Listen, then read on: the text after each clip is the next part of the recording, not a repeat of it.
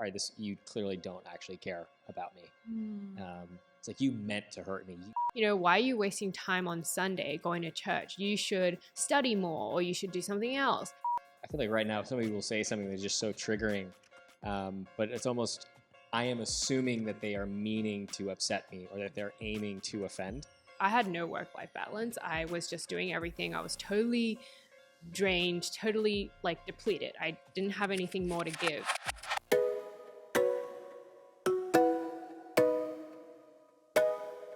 Hey everyone, I'm Teri, and we're so glad that you're with us for our discussion questions here at Every Nation New York City. And we're basically answering the questions that the pastors had posed to us during their preaching message. And this month, it's been all about the Love Is series. And if you did not get a chance to listen to those sermon series or the sermons, they're available online. So just check those out. And today's guests are Kenny and Jenny. And we're so glad that you guys are here with us. Good to be here, Teri. We're going to ask the difficult questions, guys. All right. Don't be afraid to get it. personal. Yep. Okay, here we go. I'm going to start with question number 1. What might it look like to believe the best in a difficult relationship in your life? Oof. We're getting in heavy right now. Just letting you know. There's no warm-up for this. Just straight into the difficult questions. Yeah. You should go first, Kenny. Ladies first? No, apparently not. It's a new age. New age, okay.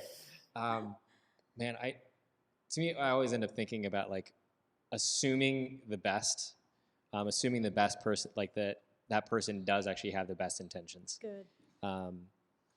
It's funny because I examples that come to mind are when I'm noticing somebody's not, or when I'm really struggling to believe.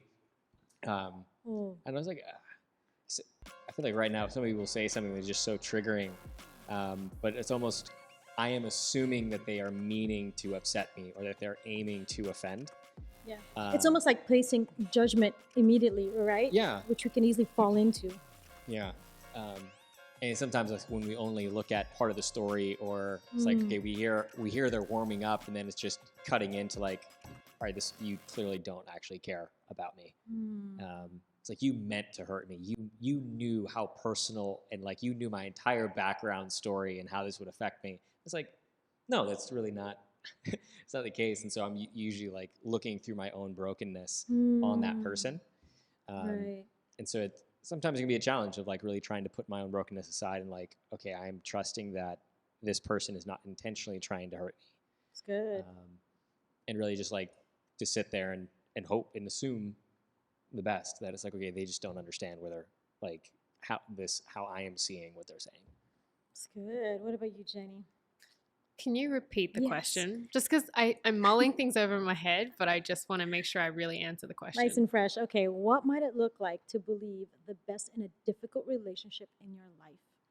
So I don't know if a difficult relationship is the way to call it, but basically my dad, I love him so much. He's one of my favorite people in the world, but he's not a Christian. So my whole upbringing as a child, he just wasn't there for me spiritually, and that's been difficult for me. And sometimes really in the early days as a teenager, he didn't even like me going to church. He was very opposed to that, and that was really difficult for me. And he would say, why are you wasting time on Sunday going to church? You should study more, or you should do something else. And there was a lot of tension in some years of my growth, but I think that at the end of the day, I still don't understand him. I don't know why he doesn't believe in God. And it's such a big value in my life. In fact, it's the cornerstone. It's the full foundation. But I still choose to love him because he's my dad. And I think as I matured, I tried to not focus on, why is it that you just can't believe in God? Or why can't you be there for me as a dad spiritually, or X and Y? Not complaining about the things that he's not delivering for me, but just focusing on the fact that he is my dad. He loves me, and I need to love him back. And even as a Christian, just being a good daughter, I guess, just being a part of that family, and just also being a good example to him, that I'm not going to be bitter about why he wasn't there for me in the past, or why he isn't there for me right now or in the future, but that just simply, I just love him. And I think God put that in my heart to just continue to love him and just love him more. Oh, that's good. Yeah. Yeah, that's good. Um, I think I think for me, it's really trying to see things through God's eyes. Like, God, I don't understand this person, but will you please let me see her or him the way you see this person? And God does give me a revelation, and then my heart softens. And I think when I see that, then I can help. It would help me, communicate better to that person. I'm also reminded of, the scripture that love is patient, love is kind. And yes, I have to do that. I have to practice, what Jesus says, right? And another one that I'm also reminded of is like, when what Jesus said, forgive them for they know not what they do. Mhm. And it's so easy for us to cast those judgments, but I have to understand, no, they don't.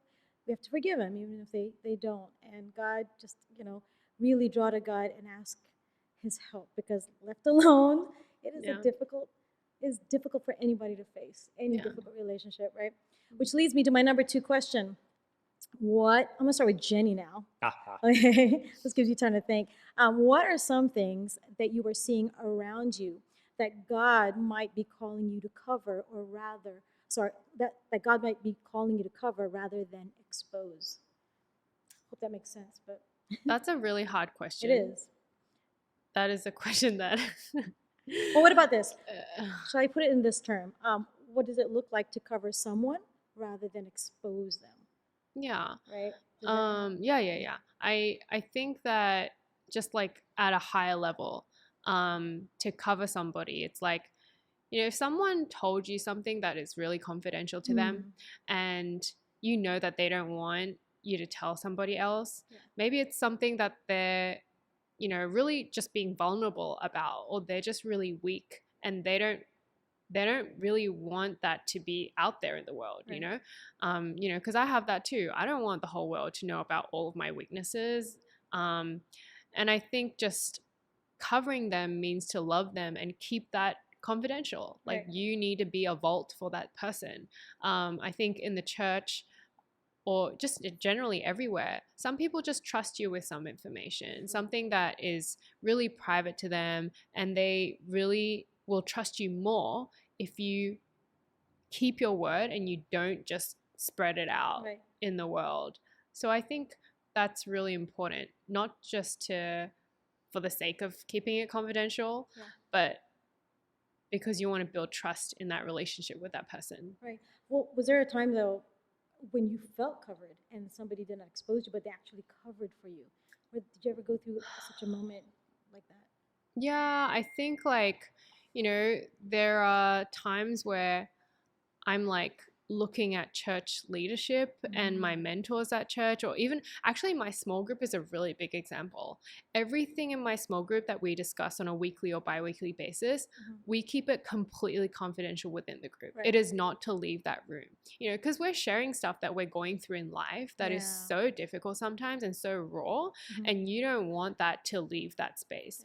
And I think so many times I've told them some of my biggest dreams, some of my biggest secrets, things I've been through, and nobody tells anybody else outside of that group. And like, I really prioritize that group to be then my safe space. That's why we call our connect groups our safe spaces and safe Right. friendships and family that you can go to when you need prayer for something like crazy, or something crazy is going on in your life, or something really great went on in your life, and you don't want to sound like you're boasting to the rest of the world. Because I think like sometimes if you go public with something like, oh, I got a promotion or something, there's going to be haters out there. People are going to be like, oh, judging on you or something. But your small group, they know you, they love you, they trust you, so they're going to be on your team, like, no matter what. So I think connect groups are a really good And example it's a place to be of yourself. coverage. Yeah. Yeah. That's Yeah. so true. Yeah. Great. What about you, Kenny? And honestly, one of the first things that comes to mind is my prayer team. So being full-time minister, I have a group of people that are kind of like, they just pray for me on a very regular basis. And That so gives you covering, right? They're covering it gives you in me prayer. a cover in prayer, but which I know we kind of like in the intercessory side, we can maybe like over spiritualize the term. But the reality is that I send them updates on what's going on in my life, whether like, hey, I'm about to step into a really big challenge here, or I am struggling in this area, and I'm able to be completely open and vulnerable with them. And I know that they will, using that picture of like cover me, where they will not expose like what I am going through to the world. That they will actually like acknowledge like, hey, yeah, we see this pain that you're going through, or we see this like this hardship that you're up against, and we want to come alongside you in that, in prayer. And they end up sending me back info as well of like, hey, we were praying on this, and this is something that I feel like the Lord's speaking into your life in this moment. I actually don't make large decisions anymore without like seeking prayer on this. The other thing I actually think of is like in working spheres, where it's like, okay, if a buddy of mine that I work with drops a ball, like I want to cover for him. Right. And this, I mean, heck, with the COVID season, this has been a really good moment where it's like there are plenty of balls being dropped all over the place. Yeah. And one of it just being like, it's okay that this is happening. But even with like my Connect group, where it's like Jeff and I we co-lead our men's group. Hi, Jeff. Hi, Jeff. I love you, Jeff. But where it's like, it's either like I'm going through a lot and I need to like step out, and he steps in to be able to help cover the group, or he'll go through a lot and I'm like, yo, it's okay. Like take your time. I'll step in and cover for you in this, because we are in this together. I think that is where it's acknowledging like, hey, even if it's like you just need to put some stuff on the side. Is there anything that I can help take off your plate? So good. To help cover in that way. The importance of a Connect group. Right? But I got a question to ask you, Kenny. I know you're talking about covering, friends and so forth, but have you yourself experienced any challenges, or was there ever a downside in covering, let's say, someone else's faults? Did you ever cover for someone else's faults, right? Balls being dropped, things like that. Man, so because again, like being in ministry, like you hear all the stuff going through, and it's like, okay, not talking about any of that with people. But there are times where it's funny, like nothing specific is coming to mind, but like a general. Yeah. When somebody continues to just almost like it feels like they're dropping the ball over and over and over again. That's a challenge. It is, Yeah. and it's that balance between how much am I covering and how much am I enabling. And I feel like we can usually like swing the pendulum a little too far in either direction.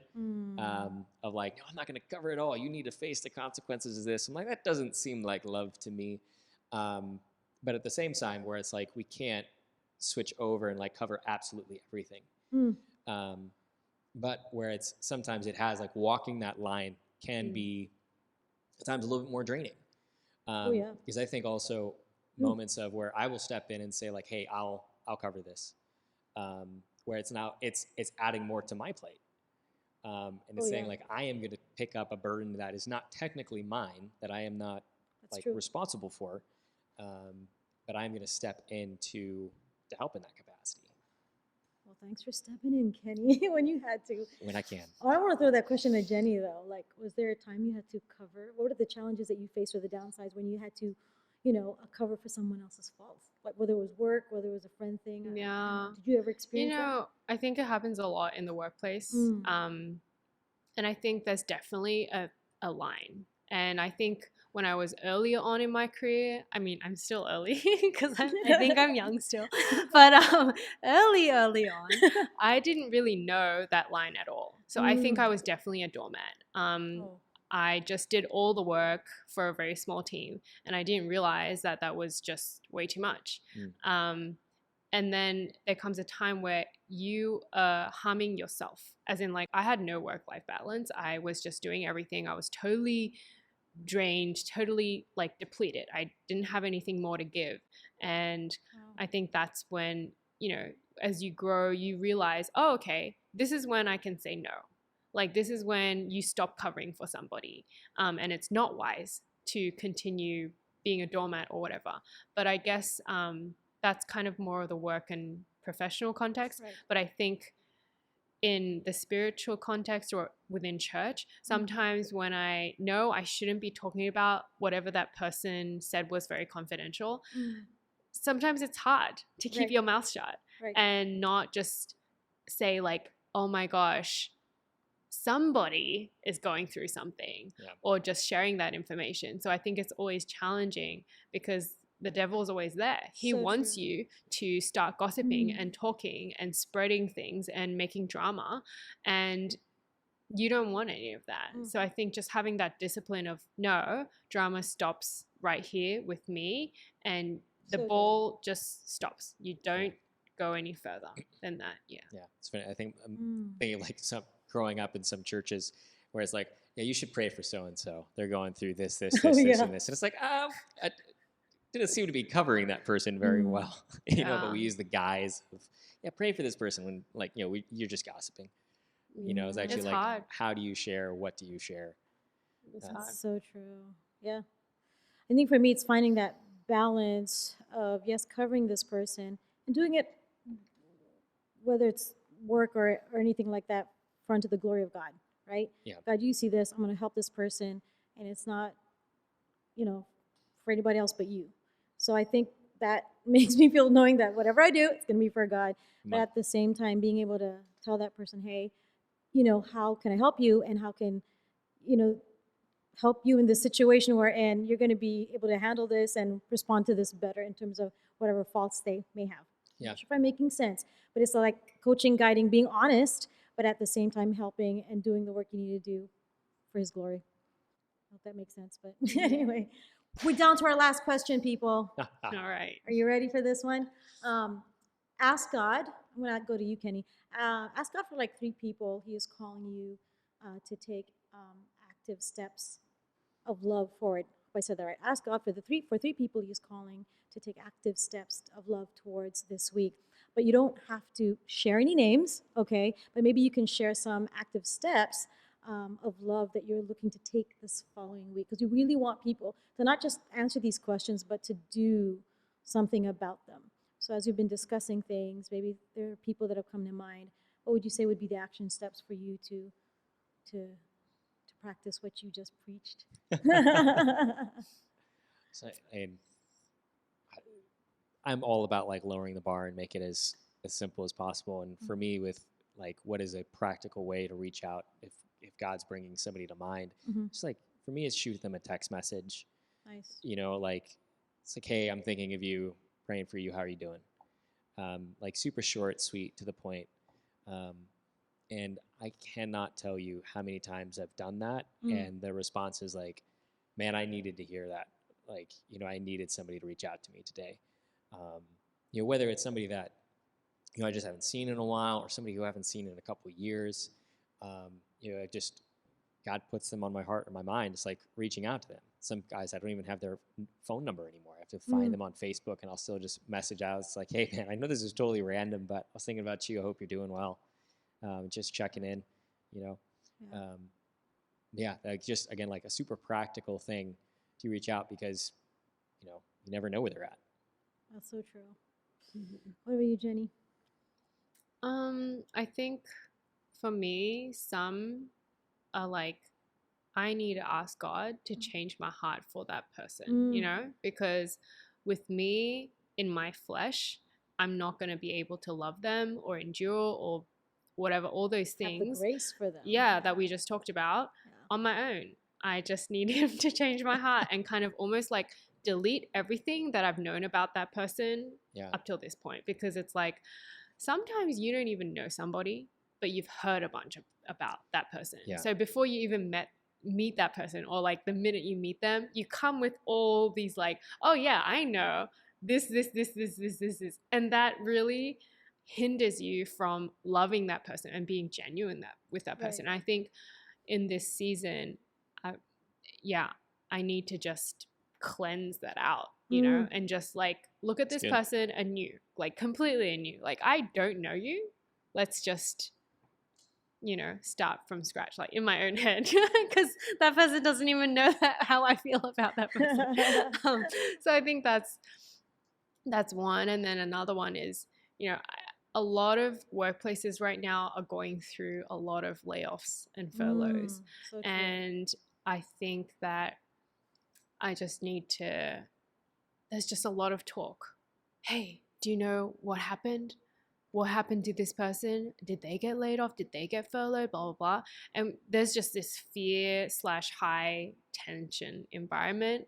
Even at my workplace right now, we thought that we didn't need to go through what we're going through, but we're going through it. So I think it helps. It's not even aimed at one person, but in this environment, for me to just not say anything, and not be part of that drama of like, so do you know what happened? Are you in this meeting? Blah, blah, blah. Just chill, take a step back, and just not say anything.